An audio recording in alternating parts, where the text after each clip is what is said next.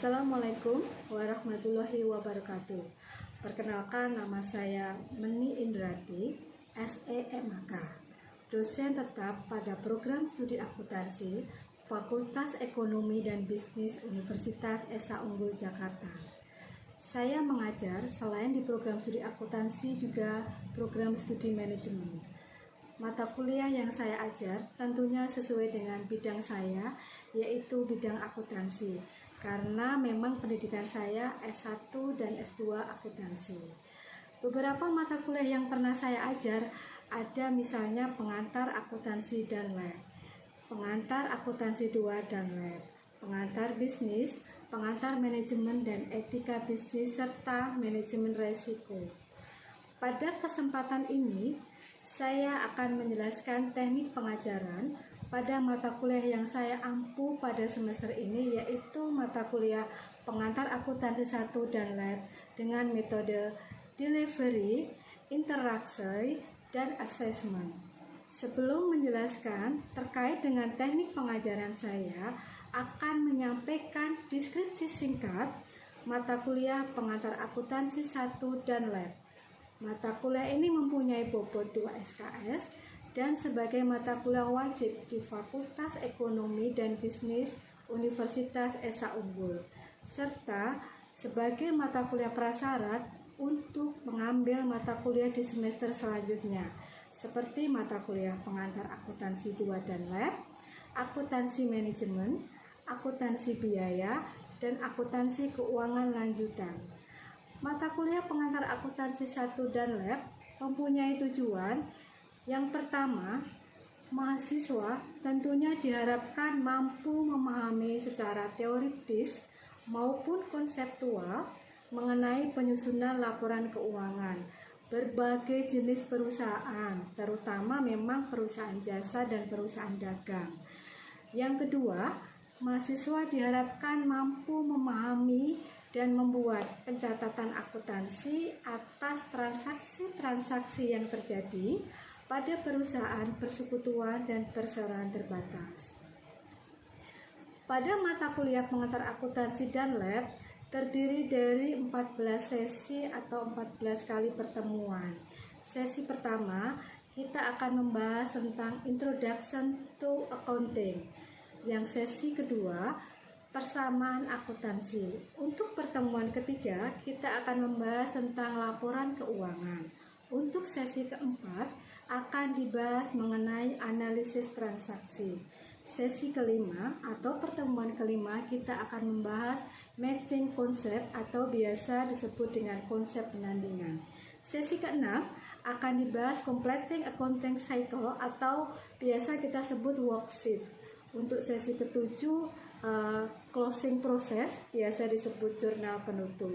Untuk pertemuan ke-8, 9 dan 10 kita berturut-turut akan membahas tentang materi perusahaan dagang, di mana pertemuan 8 kita akan membahas perusahaan dagang bagian 1. Yang pertemuan ke-9 kita akan membahas perusahaan dagang bagian 2. Pertemuan ke-10 kita akan membahas perusahaan dagang bagian 3. Sesi ke-11 kita akan membahas rekonsiliasi bank. Untuk sesi yang ke-12 kita akan membahas konsep kas kecil. Sesi ke-13 kita membahas pengendalian internal, dan sesi yang terakhir yaitu sesi 14 akan membahas analisis laporan keuangan. Baik, setelah kita mengetahui deskripsi singkat tentang mata kuliah pengantar akuntansi 1 dan lab, saya akan menjelaskan terkait dengan teknik pembelajaran dengan menggunakan metode DIA. Yang pertama, delivery. Bagaimana mata kuliah ini bisa disampaikan kepada mahasiswa? Di antaranya saya menggunakan textbook, antara lain Accounting Principle, pengarangnya Keizo Wigen, edisi 13. Yang kedua, saya menggunakan textbook pengantar akuntansi dan pendekatan siklus, Rahmanpura 2018. Selain itu, saya membuat materi tambahan dalam bentuk PPT sebelum kuliah, jadi supaya bisa mengetahui alur mata kuliah pada sesi saat yang berjalan. Jadi selain PPT, saya juga membuat contoh soal untuk dibahas pada saat kuliah berlangsung. Teknik pembelajaran yang kedua yaitu interaction. Interaksi saya lakukan melalui Google Meeting. Karena memang Google Meeting itu waktunya tidak terbatas ya, jadi kami sama teman-teman mahasiswa itu lebih suka memakai Google Meeting. Yang kedua menggunakan LSM, Learning System Management, yang memang sudah disiapkan kampus untuk mendukung perkuliahan online, di mana LSM itu bisa diakses mahasiswa dan dosen melalui situs elearning.esaunggul.ac.id. Interaction yang berikutnya saya menggunakan WA Group untuk komunikasi, diskusi terkait dengan materi dan proses perkuliahan selama proses pembelajaran. Jadi kita bisa diskusi semuanya di WA Group. Teknik pembelajaran yang berikutnya yaitu assessment, di mana di dalam proses ini saya bagaimana mengevaluasi terkait dengan penilaian terhadap mahasiswa, di mana pada pertemuan pertama saya sudah menyampaikan kontrak kuliah, di mana di dalamnya ada bobot penilaian yang terdiri dari kehadiran 10%, tugas dan kuis 30%, UTS dan UAS masing-masing mempunyai bobot 30%. Saya juga menerapkan reward dan punishment, di mana memberikan poin atau reward bagi mahasiswa aktif dalam berdiskusi, mengerjakan latihan soal dengan benar. Untuk punishment biasa saya berikan bagi mahasiswa yang terlambat mengerjakan kuis dan tugas. Selanjutnya saya akan tampilkan proses pengajaran yang saya lakukan dengan menggunakan Google Meeting dan media pendukung lainnya.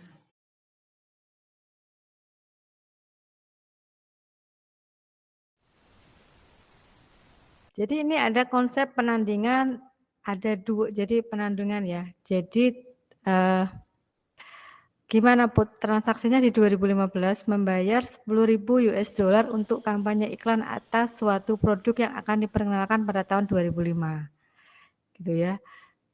Gimana penandingannya di mana ini Put?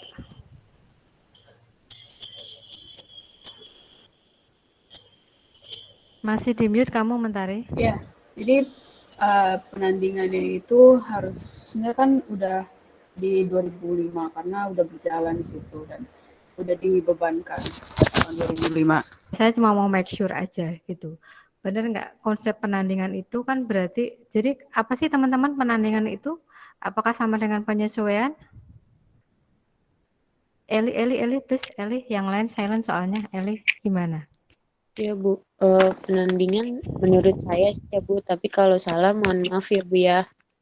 Kalau menurut saya penandingan sama penyesuaian itu beda Bu. Soalnya kan di sini 2004 dia udah bayar iklannya, tapi belum ditayangin.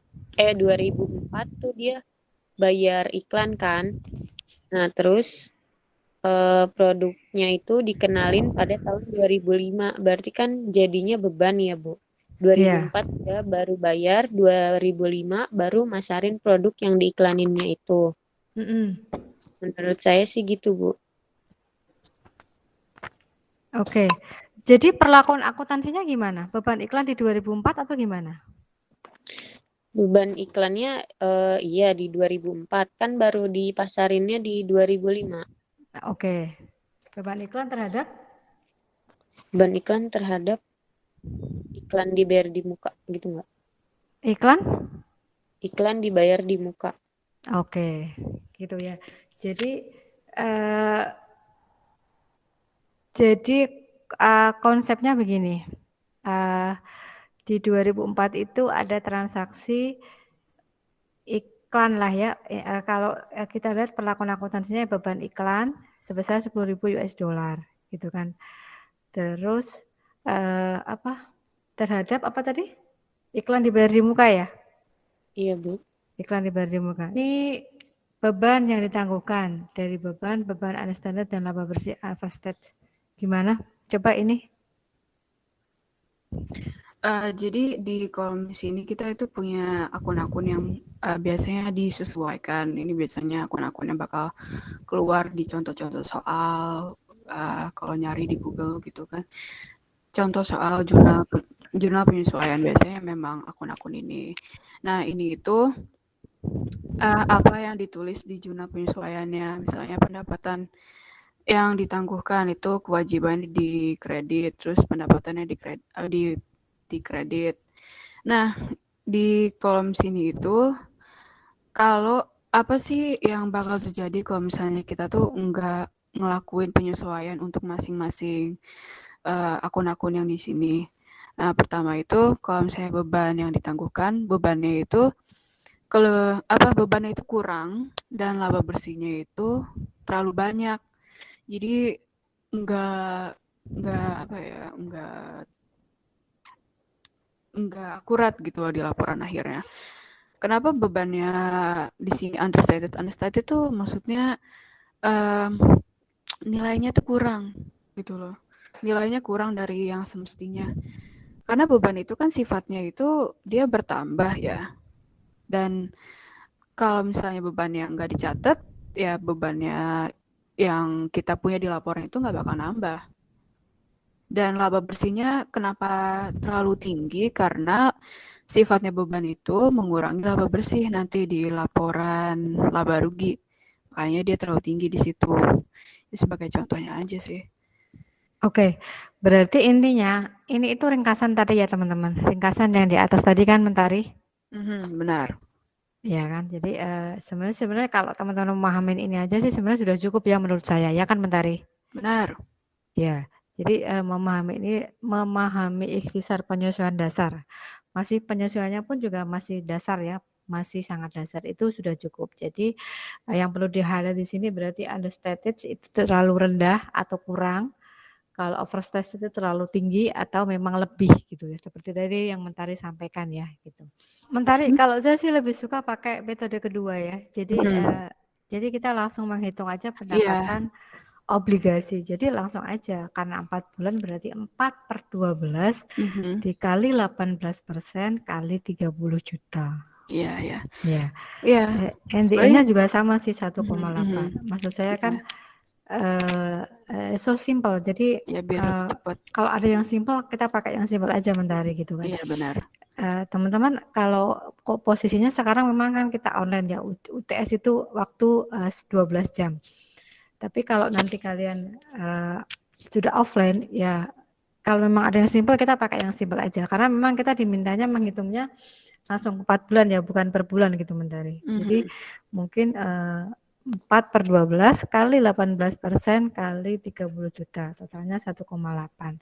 Saya mau lihat perlakuan akuntansinya mana di jurnal penyesuaiannya. Nah, ini nomor 1. Piutang bunga terhadap pendapatan bunga 1 juta. Jadi pendapatan diterima di muka itu debit.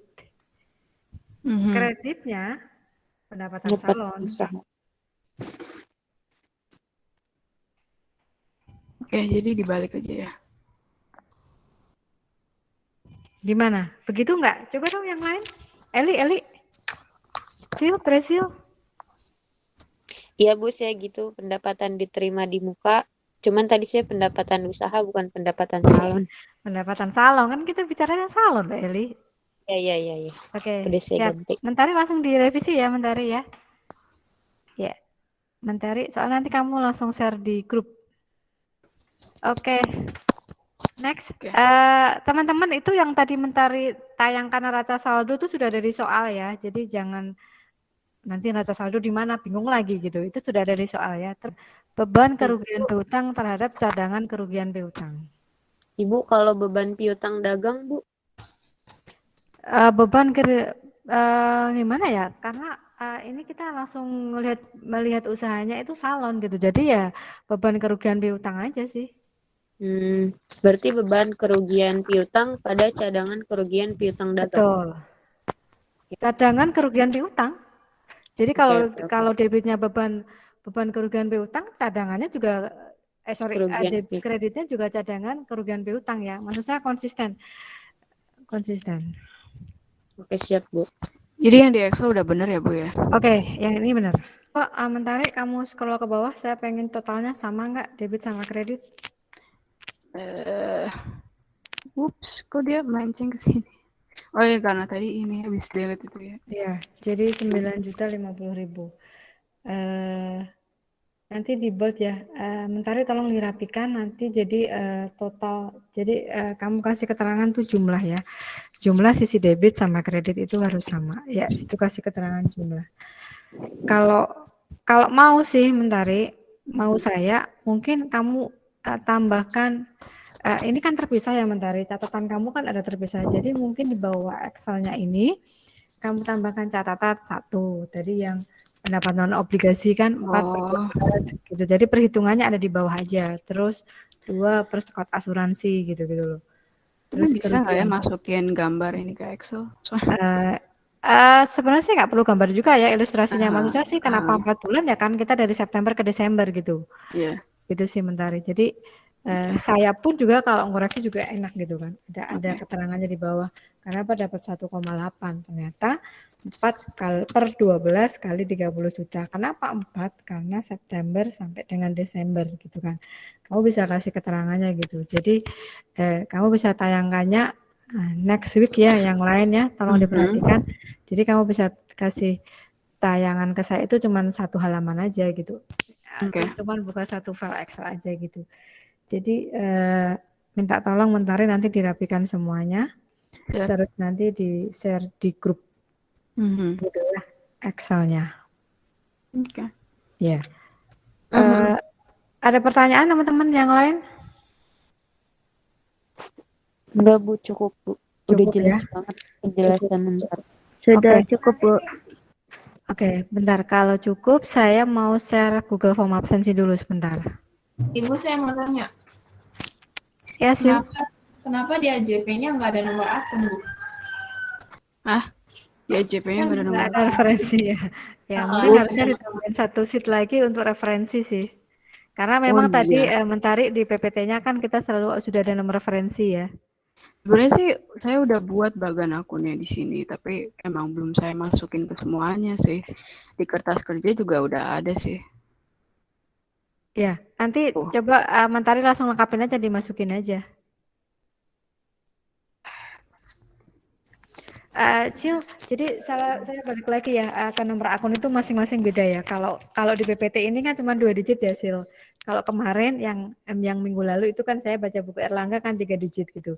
Jadi teman-teman untuk terkait nomor akun itu beda-beda ya, tergantung perusahaannya. Kadang-kadang ada satu perusahaan itu beban air, beban listrik jadikan 1 akun, tapi ada juga yang dipisah. Kalau kita lihat di PPT yang weeks minggu ini nomor-nomor akun itu 2 digit. Kalau yang kemarin saya kasih itu 3 digit karena memang di modul nggak ada, di PPT nggak ada, saya baca di bukunya Erlangga gitu. Jadi beda-beda sih ya, nomor referensi gitu beda-beda gitu. Jadi teman-teman jangan bingung, ini kok beda lagi, ini beda lagi gitu loh. Gitu ya. Gitu isi loh ya. Iya, terima kasih Bu. Oke, nanti Mentari benerin deh, kasih referensinya. Mungkin setelah keterangan Mentari. Jadi tanggal, keterangan, terus kamu kasih ref. Ref itu referensi nomor akun. Baru debit kredit gitu Mentari. Ya itu kamu insert 1 lagi, insert ke bawah. No, setelah keterangan.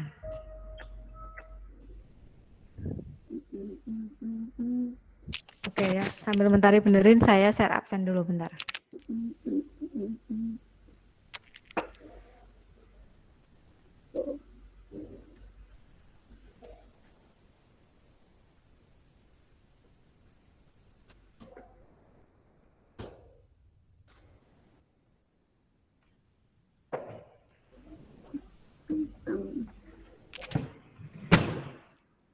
Diganti ya.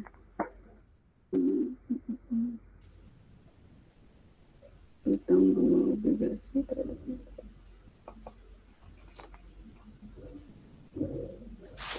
Udah di-share belum ya, Bu? Belum, sebentar.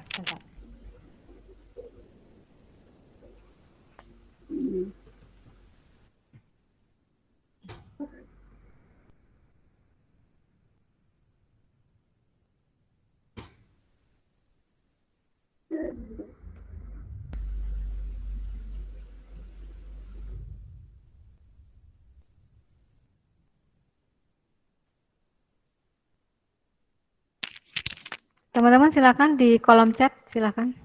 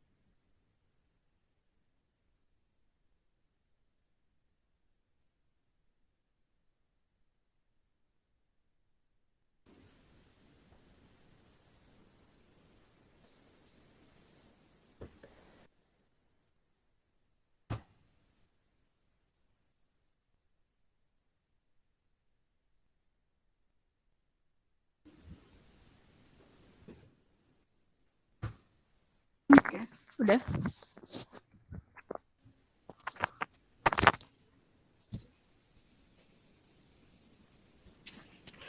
Semua sudah? Mentari udah isi? Iya. Ibu, saya kalau yang udah isi kelihatan masuk nggak, Bu? Ke ibunya ada Iya, laporan kelihatan. masuk, Pak. Kalau sudah desain kelihatan. Makanya saya mau tarik. Mentari sudah? Bentar, belum saya send.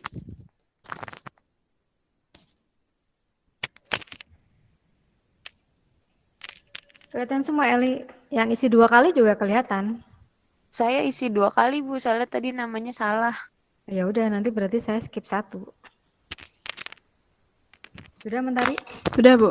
Oke, sebentar ya, tunggu bentar.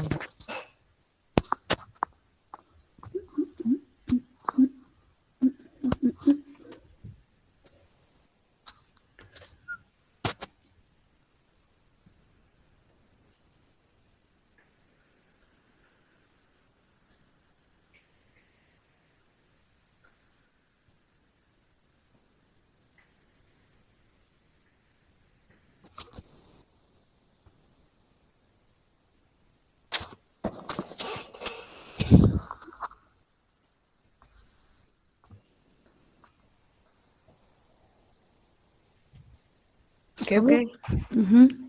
Oke, baik. Teman-teman, Mentari kamu tutup share screen-nya, terus kamu tutup. Oke.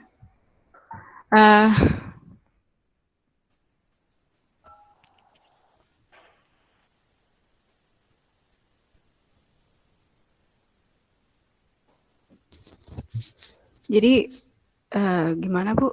Udah selesai. Saya tutup sekarang, udah boleh. Tutup gitu. Oke. Ya, Iya. jadi Ya, kamu makasih. tutup aja, kamu udah presentasi gitu. Iya. Jadi makasih semuanya udah dengerin. Makasih atas perhatiannya semuanya. Mohon maaf banget kalau ada kesalahan, kalau ada kekurangan, kalau tadi belum jelas.